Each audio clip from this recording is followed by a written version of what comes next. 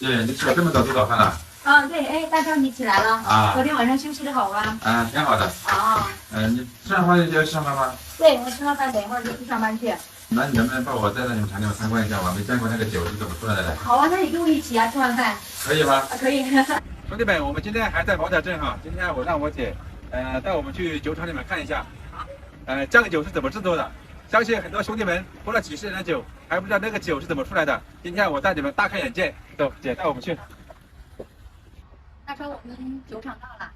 看这规模挺大的呀。是的，我们酒厂建于1979年，至今有40多年了。厂总面积是5.3平方公里。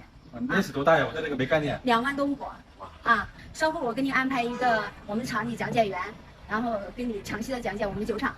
来，我们现在呢是我们的一个生产车间，参观一下，去了解一下我们酱香白酒的一个生产工艺。好的，谢谢啊，辛苦一下。人生短短几个秋啊，不醉不罢休。您好，您这边看到的呢是我们的其中的一个生产车间。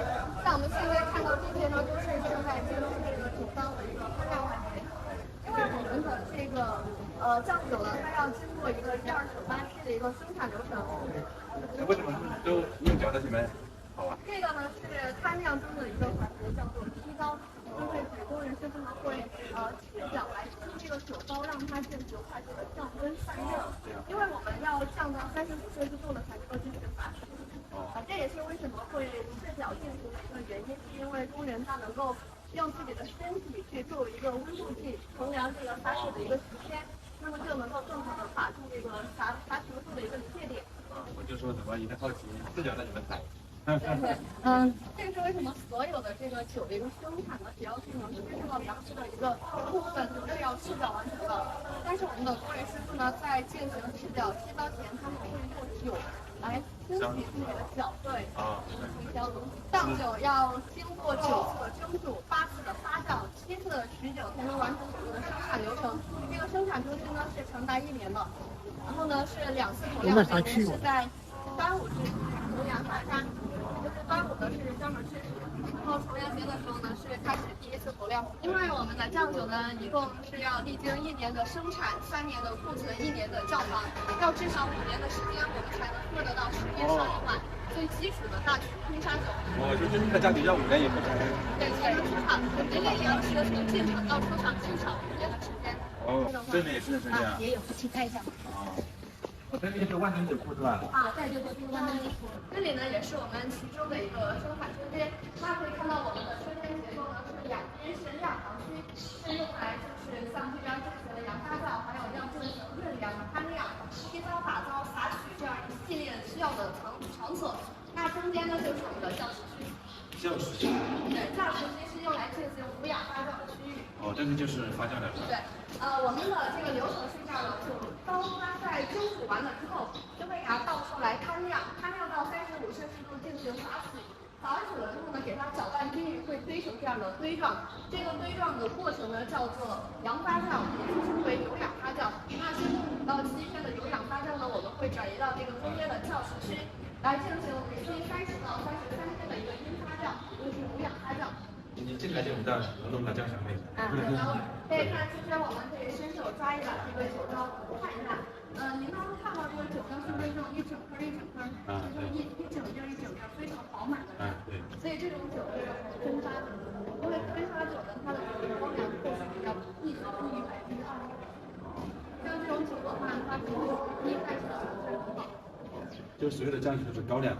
红罂子高粱，这是我们本地特有的高粱。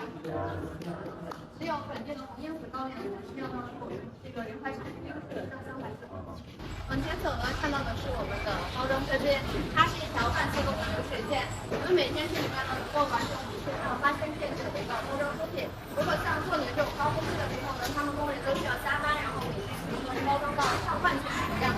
先包装上万件。大超，这是我们的酒库让我们那个解说员给你介绍。这边您好，这边呢是我们的一个4号酒库，也称为千金坛酒库。那之所以叫千金坛酒库呢，是因为我们这里边存放的所有的酒坛都是属于千金坛，都是一个坛子容纳1000斤的一个酒水。那我们这里边呢，也是一个专门的一个封坛区域，能看到这旁边许许多多的这种盖着封条的呢，都是客户封存在这里的酒。那像我们这里呢，是主要有15年窖藏和庚子年窖藏2款酒，这里边呢是有400个这样的一个酒坛，而且我们这里面的15年窖藏呢是纯的15年窖藏，是没有经过任何的新酒勾调的。哦，这就是这个坛子，一个坛子有1000斤酒。对。哦，那你像这样的酒库有多少？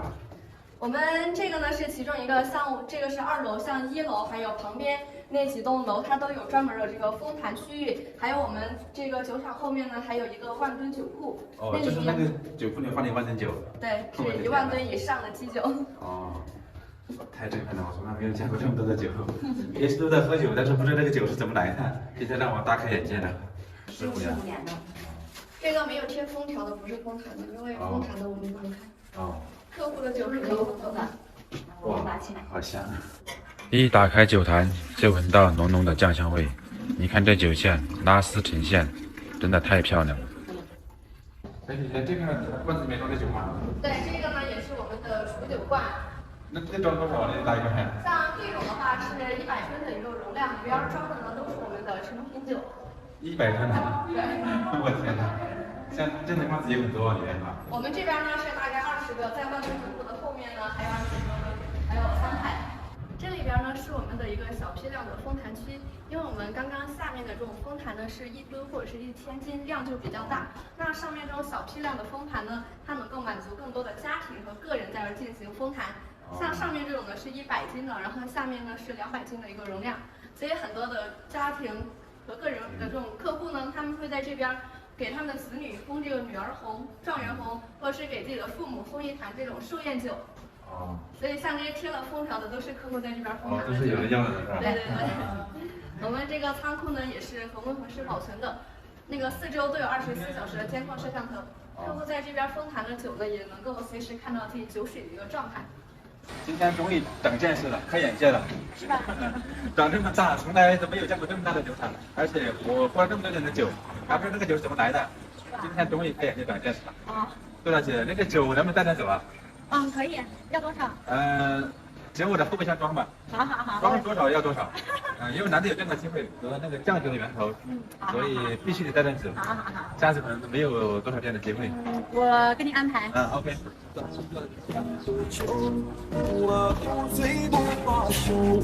那一后备箱啊。边我的美人儿，那西干黄河流，来呀。